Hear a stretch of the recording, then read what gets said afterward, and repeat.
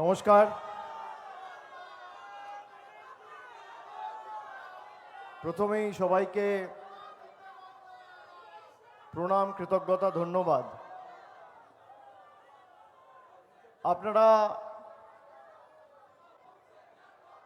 বসুন বসুন।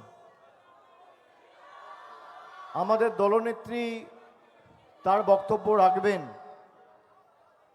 আমি গতকালও প্রায় 1 ঘন্টা বলেছি, শুক্রবার দিনও 1 ঘন্টা বলেছি। আমার 1-2টো কথা খালি বলার। আমি কিছু বলার আগে প্রথমেই এখানে উপস্থিত প্রত্যেকটা সংবাদ মাধ্যমের প্রতিনিধি এবং বাংলায় যারা সাংবাদিকতা করে তাদেরকে আমি কুর্নিশ জানাই, স্যালুট জানাই।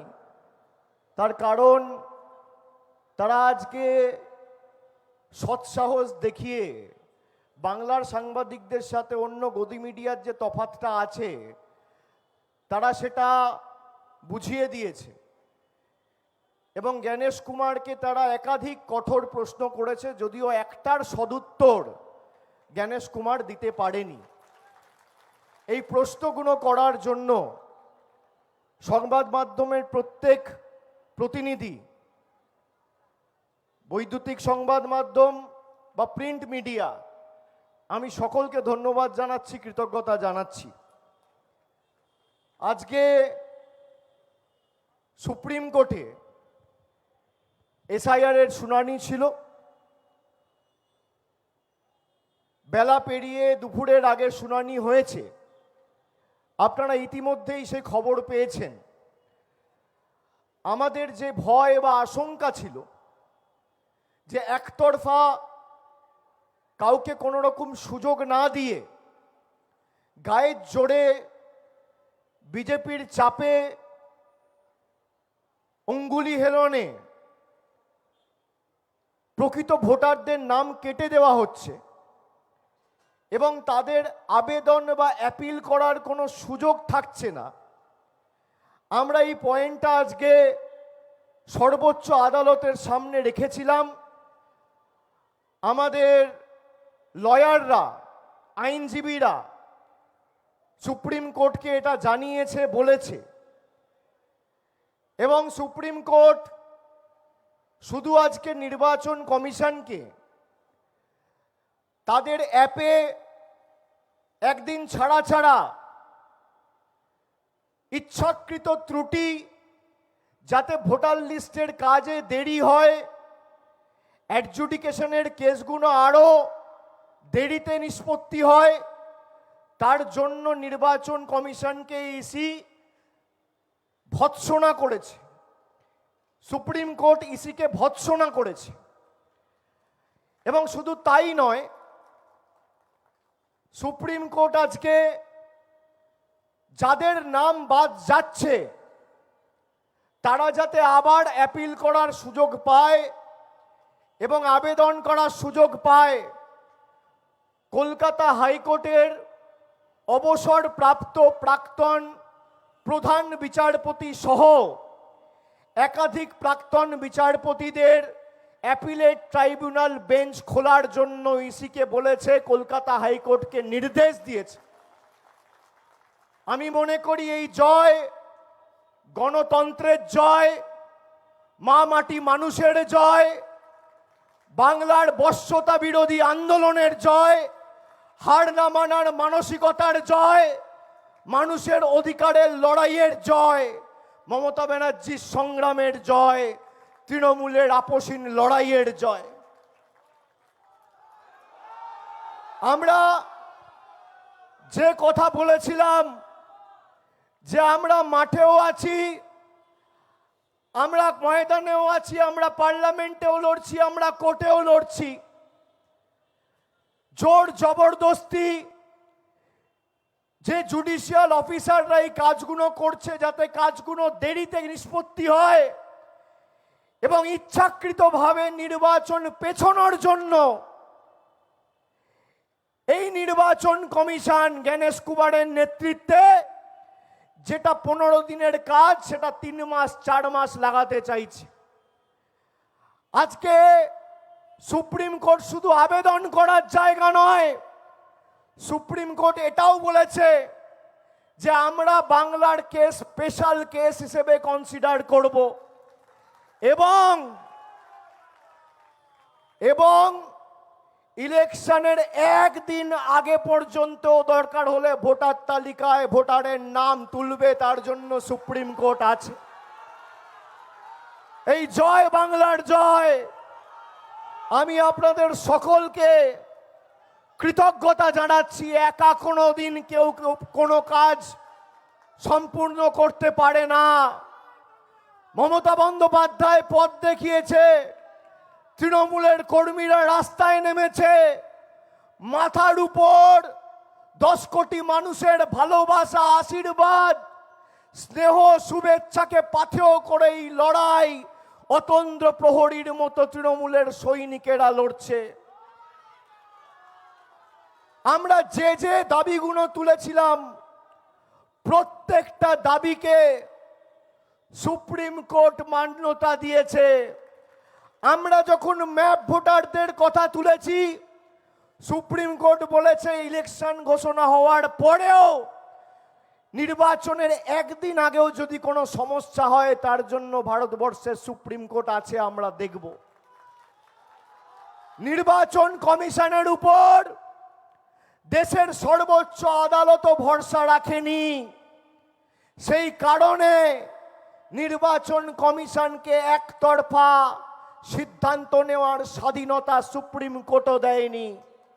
গতবারের হিয়ারিংয়ে যেমন জুডিশিয়াল অফিসারদের নিযুক্ত করা হয়েছিল, স্বাধীনভাবে তাদের কাজ করতে দেয়নি বলে আজকে রীতিমতো কোর্টের ভৎসনার মুখে পড়েছে নির্বাচন কমিশন। এবং যারা তাদের অ্যাপের মাধ্যমে নতুন গাইডলাইন তৈরি করে সুপ্রিম কোর্টের অর্ডার ভায়োলেট করে জুডিশিয়াল অফিসারদের ভুল পথে পরিচালিত করছিল, বিভ্রান্ত করছিল, তার জন্য সুপ্রিম কোর্ট আজকে নতুন অ্যাপিলেট অথরিটি তৈরি করেছে। আমি সবাইকে, বাংলার প্রত্যেকটা মানুষকে আমার অন্তরের অন্তঃস্থল থেকে কৃতজ্ঞতা জানাচ্ছি। এই লড়াই আজকে শেষ নয়। লড়াই সেদিনকে শেষ হবে যেদিনকে প্রত্যেকটা মানুষ তার ভোটাধিকার পাবে। শুধু তাই নয়, তারপর ফর্ম 6 আছে। অবৈধভাবে যদি কারোর নাম কেটে দেওয়া হয় তার জন্য সে ফর্ম 6 ফিল আপ করবে। কোর্ট বলেছে পরবর্তীকালে দরকার হলে আবার কোর্টের দৃষ্টি আকর্ষণ করতে পারবেন। আমরা গোটা বিষয়টায় নজর রাখব। কিন্তু আমি আপনাদের সকলের অনুমতি নিয়ে দিদিকে অনুরোধ করব। আমি গতকালও বলেছিলাম, আমি আজও সকালে ওনাকে বলেছি যে আপনি যে দাবি নিয়ে ধর্নায় বসেছেন, আপনার এই দাবিকে দেশের সর্বোচ্চ আদালত মান্যতা দিয়েছেন। এটাই বাংলার জয়, তৃণমূলের জয়। এখনো প্রায় 50-55 দিন লড়াই বাকি। এপ্রিলের 30 তারিখ অবধি লড়াই চলবে। আপনাকে বাংলার 10 কোটি মানুষের স্বার্থে সুস্থ থাকতে হবে। বাকিটা আমরা আছি, আমরা বুঝে নেব। যেখানে যে মানুষের কোনো অসুবিধা হবে, ফাইনাল ভোটার লিস্ট বেরিয়েছে, সেখানে যারা ডিইও অফিসে বা ব্লক ওয়াইজ লাইন দিয়ে ফর্ম ফিল আপ করছে, তৃণমূল কংগ্রেসের সৈনিকেরা সাধারণ মানুষকে সাহায্য করুন, তাদের সহযোগিতার হাত বাড়িয়ে দিন যাতে কোনো অসুবিধা না হয়। সে যে দল করুক, বিজেপি করুক, সিপিএম করুক, কংগ্রেস করুক, তৃণমূল করুক, রাজনীতিতে থাকুক না থাকুক, হিন্দু হোক মুসলমান হোক, জাতি বর্গ বর্ণ দলমত নির্বিশেষে তার পাশে দাঁড়ার কর্তব্য, দায়, দায়িত্ব প্রত্যেকটা তৃণমূল কংগ্রেসের কর্মী। সেই কাজটা আমাদের করতে হবে। সেই কাজটা আমরা আগামী দিন প্রায় 2 মাস যতদিন নির্বাচন না হবে, আমরা যা বলেছিলাম আমাদের দাবিকেই সর্বোচ্চ আদালত মান্যতা দিয়েছে। আমি তাই দলনেত্রীকে মাইক দেওয়ার আগে আমি আরেকবার অনুরোধ করব, এখানে দলের সর্বস্তরের নেতা পদাধিকারী জনপ্রতিনিধিরা আছেন, আমি সবার হয়ে, আপনাদের সবার হয়ে দিদিকে অনুরোধ করব যে আজকে প্রায় 5 দিন আপনি রাস্তায় বসে রয়েছেন।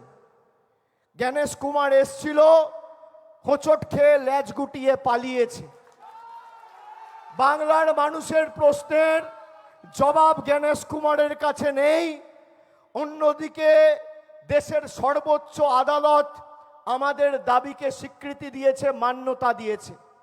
আপনি আজকে মানুষের উদ্দেশ্যে 2-4 কথা বলে, আমাদের আবেদন থাকবে, নিবেদন থাকবে, আপনি এই কর্মসূচির সমাপ্তি ঘোষণা করুন। বাকিটা তৃণমূল কংগ্রেসের কর্মীরা আমরা তো আছি। যে বিধানসভায় যাওয়ার প্রয়োজন আমি নিজে যাব, মমতা ব্যানার্জি তো যাবেই। যে অঞ্চলে ঢুকতে বলবেন ঢুকবো, যে রাস্তায় গ্রামে হাঁটতে বলবেন হাঁটবো। 80,000 বুথে এদের নিঃস্ব করে গণতান্ত্রিকভাবে দেউলিয়া করতে হবে। এই লড়াই সেই লড়াই। আপনাদের সমর্থন আছে তো? আছে। আমি বক্তব্য দীর্ঘায়িত করব না। আমি দলনেত্রীকে আপনাদের উদ্দেশ্যে কথা বলার জন্য অনুরোধ করব। জয় হিন্দ, জয় বাংলা, জয় বাংলা, জয় বাংলা, জয় বাংলা, জয় বাংলা, জয় বাংলা, জয় বাংলা।